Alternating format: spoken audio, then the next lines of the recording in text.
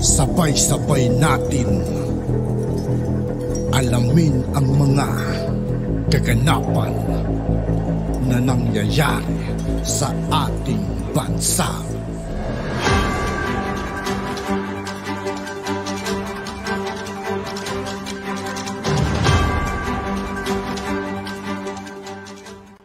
Yo, what's up mga kaibigan? Ngayon nandito ulit tayo sa channel ni Philippines Trending News. Dito ulit tayo magbibigay ng komento at reaction, kaya samahan nyo ako guys. Pero bago ang lahat ng mga yan, mag-subscribe muna tayo kay Philippines Trending News at huwag nyo rin pong kalimutan mag-subscribe dito sa aking channel. Simulan na natin. Let's go! Tumulak na patungong Malaysia si Pangulong Ferdinand Bongbong Marcos Jr. ngayon pong araw para sa 3 araw na state visit. Sasamahan ni First Lady Liza Araneta Marcos ang Pangulo, ilang mga cabinet secretaries at mga Pilipinong negosyante, ayon ito kay Foreign Affairs spokesperson Maria Teresita Daza. Una nang sinabi ng Department of Foreign Affairs official na makipagkita si Pangulong Marcos sa hari ng Malaysia na si King Sultan Abdullah Sultan Ahmad Shah at Prime Minister Anwar Ibrahim. Inaasahan na tatalakayin ang bagong sektor ng pagtutulungan sa pagitan ng Pilipinas at ng nasabing bansa. Isusulong din ng Pangulo ang mas matatag pang kolaborasyon sa Malaysia para palakasin ang mga prioridad na sektor ng kasalukuyang administrasyon. Kabilang na po dito ang agrikultura, seguridad sa pagkain, turismo, digital na ekonomiya at mas matatag na ugnayan. Iniulat ng Department of Social Welfare and Development dyan sa Cordillera Region na mayroon ng nakapreposisyon na hanggang sa 51,039 family food packs sa mga warehouse ng rehiyon, kasabay ng pagtataas ng tropical cyclone wind signal sa Luzon at maging dyan sa Visayas dahil sa bagyong Egay. Base sa datos ng Department of Social Welfare, nasa 32,295 family food packs na nagkakahalaga ng 38.7 million pesos ay nakapreposisyon sa pinamamahalang warehouse ng Department of Social Welfare and Development, habang natitirang 18,744 na family food packs na nagkakahalaga ng 13.97 million pesos ay nakapreposisyon na sa mga warehouse sa mga lokal na pamahalaan. Mayroong 10,734 na food packs sa probinsya ng Apayao, 8,834 sa Abra, at 7,799 sa probinsya ng Kalinga, 2,645 sa probinsya naman ng Mountain Province at 4,354 sa probinsya ng Ifugao, kasama na ho rito ang probinsya ng Benguet na mayroong 16,673. Pagdating sa non-food items, mayroong 29,560 na nagkakalaga ng 65 million o 65.99 million pesos ang nakapreposisyon.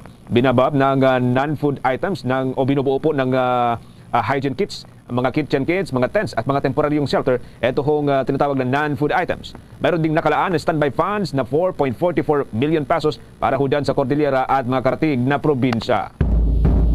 Sa iba pang mga usapin, pinayuhan ng Department of Interior and Local Government ang mga local government unit na gamitin na ang tinatawag na Operation Listo Protocols kasabay ng patuloy na paglakas nitong bagyong Egay. Ayon kay Department of Interior and Local Government Secretary Ben Harabalos Jr., makakatulong na malaki kung maagap ang pagpapatupad ng mga precautionary measures upang maiwasan ang anumang mga hindi kaaya-ayang pangyayari. Sa ilalim ng Operation Listo, pangungunahan ng mga local chief executive ang paghahanda sa isang kalamidad. Agad ding inactivate ang mga hazard maps, pagbuo ng mga search and rescue team at mga search and retrieval team at clearing operation team. Sa ilalim pa rin ng nasabing protocol, agad nang i-activate ang mga evacuation center at isa sa ilalim ang mga ito sa inspection sa mga kagamitan na nasa pangangalaga ng mga nasabing evacuation center. Payo nitong si Secretary Abalos sa mga local chief executive, i-monitor na maigi ang sitwasyon ng kanilang mga lugar at agad magsagawa ng evacuation kung ito na ay kinakailangan.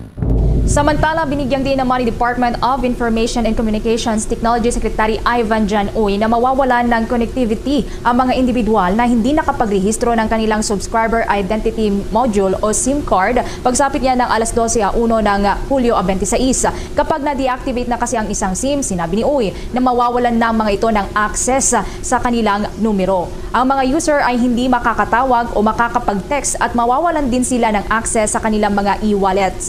Kung matatandaan, noong Oktubre adjust nga ng nakalipas na taon, nilagdaan ni Pangulong Ferdinand Bongbong Marcos Jr. ang Republic Act No. 11934 o an act requiring the registration of Subscriber Identity Module o ang SIM Registration Law. Batay din sa nilalaman ng batas, ang hindi pagrehistro ng umiiral na SIM card sa loob ng mga panahong itinakda dito ay magreresulta sa automatikong deactivation ng SIM. Ang na-deactivate naman na SIM ay maaari lamang na i-reactivate pagkatapos ng pagpaparehistro alinsunod pagsunod sa nasabing batas. Pagdidiin pa ng kagawaran na layunin ng nasabing batas na protektahan ang mga mamamayan mula sa mga mapanlinlang na gawain na ginagawa sa pamamagitan ng mga tawag sa telepono at text messages. Mainit-init pa, kaninang mga alas 4 ng hapon ay nagkaroon po ng desisyon ang Appellate Chamber ng International Criminal Court na ibinabasura yung apela ni Solicitor General Maynard Guevara doon sa desisyon ng pretrial chamber na nagsasabi na pwedeng magpatuloy ng preliminary examination ang prosecutor laban doon sa war on drugs. Well, ako po talagang nakipagpanayam muna kay dating Presidente Rodrigo Roa Duterte na ngayon po ay nasa China. Ang sabi niya, anong pakialam ko dyan sa ICC na yan? Sa mulat-mula, sinasabi ko na bilang isang malaya, independyente at soberenyang bansa, tanging mga Pilipinong hukuman lang at Pilipinong mga magistrado o judges ang po pwede maglitis ng mga kaso na nangyari sa ating teritoryo. No? Yan kasi ibig sabihin ng soberenya at ng jurisdiction. Yan po exclusive to the exclusion of everyone else. Kaya nga po, sa mulat-mula ang sinasabi ni Presidente Duterte, lahat nung sa tingin nila ay naging biktima ng kanyang krimen, di umano, handa po siyang humarap sa hukuman, magsampa po kayo ng kaso, pero dito po sa Pilipinas, sa korting Pilipino at sa mga huwes na mga Pilipino. Di ba nga po, ulit-ulit na sinasabi ni Presidente Duterte, mamamatay muna siya bago siya sumuko sa isang dayuhang hukuman at bago siya humarap sa isang dayuhang mahistrado. So malinaw po ang paninindigan ni Presidente Duterte. Kumbaga sa lengguwahe ng aking henerasyon, maen pa. Malay niya, pakialam niya dyan sa desisyon ng ICC. Basta ang alam niya, tayo'y nagsumapi sa ICC dahil doon sa prinsipyo ng complementarity na hindi gagana ang ICC bilang court of first instance. Na ang first instance pa rin ay mga lokal na hukuman dahil kung hindi naman sila papayagan na sila maging court of first instance, malalabag yung soberenya at kalayaan ng mga bansa. At malinaw na rin po ang sinabi ni PBBM na hindi tayo makikipagtulungan sa ICC. Alam nyo, yung ICC, ang kahinaan niya, wala siyang sariling pulis na magsuserve ng warrant of arrest. So sumasandal pa rin siya sa kooperasyon o pagtulungan ng mga miyembrong Estado. Sinabi na ni Presidente mismo na hindi siya makikipagtulungan. So sino ngayon mag-aaresto kay Presidente Duterte? Hindi naman po pwede magpadala ng mga dayuhang pulis dito sa ating teritoryo dahil lalabagin naman nila ang soberenya natin kapag mayroong mga pulis na dayuhan na gumagawa ng kanilang katungkulan dito sa Pilipinas. No? Bukod pa dyan, sabihin na natin magpapatuloy ng investigasyon ang prosecutor, no? Ano namang ebidensya makukuha niya kung hindi makikipagtulungan ang PNP at ang NBI at ang mga piskal ng Pilipino? Alam niyo po dito sa Pilipinas, bago maisampa ang kaso sa piskalya, kinakailangan mag-imbestiga ang kapulisan. Ang kapulisan, napakadaming mga ebidensyang hinahanda. Yung SOCO report, kapag yan ay may patayan, yung scene of the crime report, no? Tapos yung mga physical evidence, tapos yung mga testimonial evidence, kung sino mga testigo, tapos yung mga circumstantial evidence, no? Yung mga CCTV.